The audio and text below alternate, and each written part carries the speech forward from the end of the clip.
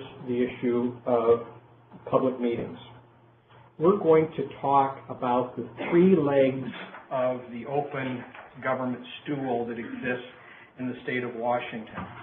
That first leg is the Open Public Meetings Act, and it was actually adopted in 1971 before the Public Records Act came into law. The Open Public Meetings Act was adopted by the legislature by statute in 1971, and it governs every meeting that we engage in as a city council. As we'll talk about further later in the afternoon, the Public Records Act was actually part of what we commonly refer to as the Public Disclosure Act, and that was adopted by Initiative 276 back in 1972. And that initiative had both the public records component as well as the campaign finance and campaign disclosure laws that we know when we file our PDC forms, if you're from a city of such size as to require PDC compliance. We think it is useful to know that the people, when they adopted that initiative, said something powerfully. The people of this state do not yield their sovereignty to the agencies which serve them. The people in delegating authority do not give their public servants the right to decide what is good for the people to know and what is not good for them to know. And that statement by the voters in 1972 finds its way into the court decisions ever since. Again, very strong statement of public policy, finding also its roots in our populist nature as a state. Law continued to say the people insist on remaining informed so that they retain control over the instruments they have created. A meeting means a meeting at which action is taken. Very simple statement of what a meeting is. An action is broadly defined as the transaction of official business of a public agency by a governing body, including but not limited to, and you see the full list. But there's one element in that list that is most significant for you: discussions. A discussion is an action that can trigger the requirements of the Open Public Meeting Act. So, if four of you drove together to one of our AWC sites today for this, if you were all sitting council members, that is, you've not only just been recently elected, but also are currently serving as a council member, and you talked about city business, such as what a knothead that city manager is, or why can't we get rid of that police chief, you violated the Open Public Meetings Act. Since many of you have not taken office yet, you don't have the same worry, because the law doesn't apply to you yet because you are not formally an office holder.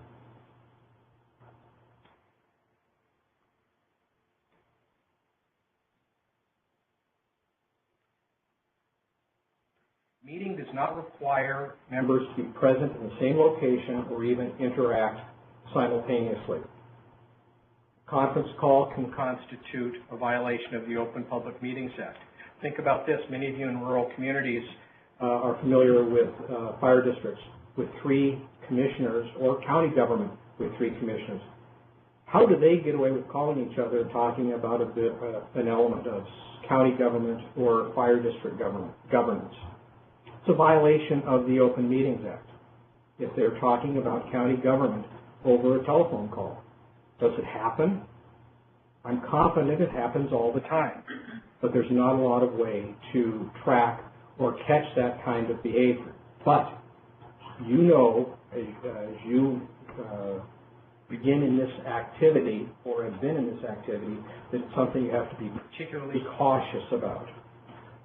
Email exchange can be that includes substantive input, can be a violation of the Public Meetings Act. Serial meetings can be a violation. Councilmember A calls B and says, what do you think about this? I like it, let's do it. B calls C, C says, yeah, I agree. C calls D, D says, yes, I'm for that as well. D calls A and says, we've got 4 votes. You've just violated the Open Meetings Act because you've got serial communication that included discussion and consideration outside of an open public meeting. Meetings do not necessarily mean the final action, but meetings do not mean just receiving information. When you receive information from the mayor or manager, the council packet, even if you get information from another council member, you don't respond, then it's not a meeting. It's a big issue. Here's a headline from the Seattle Times about 4 Renton officials accused of open meetings violation. Lots of lawsuits around the state that have involved this kind of activity.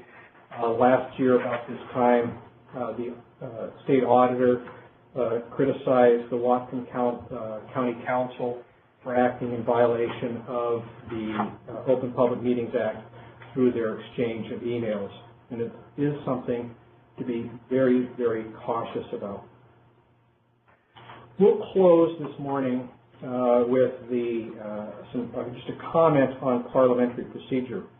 You know, I was Kent City Attorney for 5 years, and I opened up actually Kent used Reed's Rules of Orders once during my 5 years as City Attorney because we didn't have those issues. I've been interim Puyallup City Attorney 4 times. I think during those extended periods of service, I only looked twice at Robert's Rules of Orders. Parliamentary procedure is there to help you if you need it, but most of you will not find that parliamentary procedure is something that should interfere with the way you do business.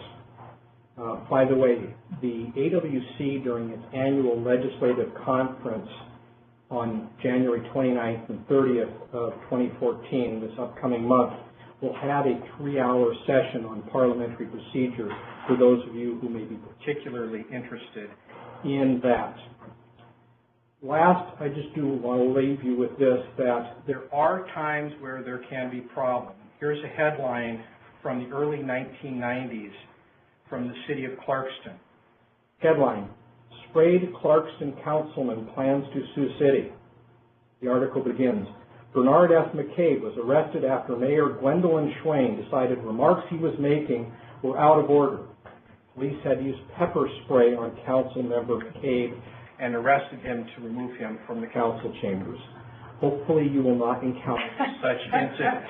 And my job for the remainder of this session is to keep you all bright and alert, remind you to use the Ask the Expert form and send those in. We already have a number of questions, and we thought we'd start by addressing some of them that relate to some of the topics that we've already covered. Here is one that we received. Please expand on the relationship between the city manager and council members. For example, should the city manager drive the city's agenda? Can council members resist and redirect policy and agenda items that are initiated by the city manager? We just finished talking about parliamentary procedure before we switched sessions, or as we go into the next session. You are the council and you control your meetings. But the CEO is going to, necessarily, will create the agenda. Think about how strong the mayor form of government really is in most of your cities. In most of your cities, the mayor is the presiding officer at your council meetings. Not typically in charter cities, but in code cities, the mayor is the presiding officer. How rare is it that we have the executive presiding at the legislators' meetings? So it's typically the mayor or manager who prepares the agenda, but it is the council's agenda, and you will often have at the start of your agenda a question about changing the agenda, amending the agenda, and a majority of the quorum always controls what goes on the agenda. So if you don't think you're ready to talk about an issue, move to remove it from the agenda, and if there's 4 other votes available, or if there happen to be 6 of you that day, 4 of the 6, off the agenda, it comes. You control your own agenda, but it's typically the executive that produces it. If an ordinance passes by a supermajority, can it be vetoed by the mayor and sent back for a second council vote? Yes. Doesn't matter if it's supermajority or unanimous, the mayor still has the authority to veto and it comes back, because the mayor can in the meantime try to influence one of those or more votes to get them to change.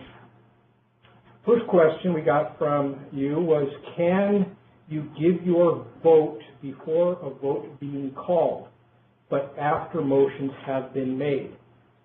You can announce what your vote is going to be, but you can't technically vote until the motion or the action is before you. So the vote actually comes when you have either the roll call or the show of yeas and nays. Gives me pause. Sometimes we talk about this, sometimes we don't, and that is called courtesy votes. You cannot vote absentee. So if you're in the hospital or out of town and you're not connected via telephone link to the council meeting, then you can't vote at that meeting. But if it's a 7-member council and everybody knows what you're going to vote for and you're the majority or going to be the 4th or 5th vote, some council members in a civil organization will simply extend a courtesy vote. While I oppose this motion, I understand it's going to pass in any event, I'm going to vote as a courtesy on behalf of Council Member X, who's been hospitalized, and that way to save the effort of having to bring it back before the council at another time. This is a question that I'm not going to be able to readily answer in the time available. What are the most effective legal methods of holding an administration accountable for carrying out the goals of the City Council? What are the goals of the City Council? Is it your personal agenda, or is it the council's agenda as a whole? Many times you face this with a city manager who says, okay, we want you to now go do this, city manager. And the manager reminds you that in the budget you just adopted 4 or 5 months earlier, you didn't appropriate funds for that, you didn't allocate staff time to do that. We can do what you ask as a council. In fact, the manager is going to be required to do that. But in doing so, are we going to be redirecting resources from your other priorities, and at what expense? So be prepared for that. But certainly in a manager form of government, if the council doesn't like what the manager is doing, fire the manager at any time. In a mayoral form of government, you cannot fire the mayor, unfortunately, as some of you may think. Here's a question. Can you give us specific examples of how much each city pays to participate, support AWC? I cannot, but you certainly can ask your clerk, city manager, or frankly, just call AWC directly and ask them what your city pays. Does the mayor hire employees in a mayor-council form of government? Yes. Is the council's role to confirm the hiring at the next council meeting? In most cases, no. Only in rare cases does the council have the authority to confirm. What if they don't approve the hiring? Then that position is not confirmed if it is a position in which the council has confirmation authority. What about the authority to confirm a removal or a termination? Does the council have that? Could you pass an ordinance, for example, that says the council wants to have the approval authority of termination? So if the mayor doesn't like the public works director, we want to have a say as to whether or not the mayor can remove it. There's actually a city in the Yakima Valley that had such an ordinance, and the city attorney and others had to tell the city, you can't enforce that ordinance. You don't have the authority as a council member to confirm or approve a termination from employment. Only the mayor has the power, or the manager has the power to remove. The council, only in limited cases, has the power to confirm. Those are statutory bases, most often the city clerk, city attorney, or confirmation positions. Okay, so that's enough questions for now. That probably raised other questions, but we need to keep moving on as we talk about the Open Public Meetings Act. The Open Public Meetings Act applies to governing bodies, which is the multi-member board or other policy or rulemaking body. The City Council is the governing body. But a City Council committee, if you have committee structures, are also considered a governing body if they act on behalf of the full council, take public comment, conduct hearings, or receive testimony. Most committee meetings are going to be public meetings and required to be held in compliance with the Open Public Meetings Act. On occasion, there are committee meetings that really don't require compliance with the Open Public Meetings Act. An example might be a finance committee where 3 members of the council meet to review the invoices for payment prior to a council meeting so that all 7 don't have to do it. They go through, ask questions of the manager or the finance director about what does this mean or what's this payment for, and go through those and then go to the full council with the recommendation to approve the vouchers for that month. That typically would not fall within the governing body because they're really not acting for the council in the sense that they're not approving the payroll or the vouchers. They're really just reviewing them for the council. Here's another way to look at it.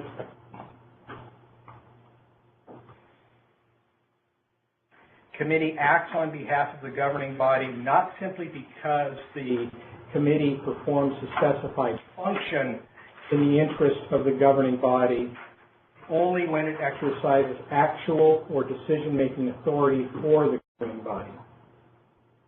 Again, you'll be safest if you conduct your committee meetings in compliance with the Open Public Meetings Act.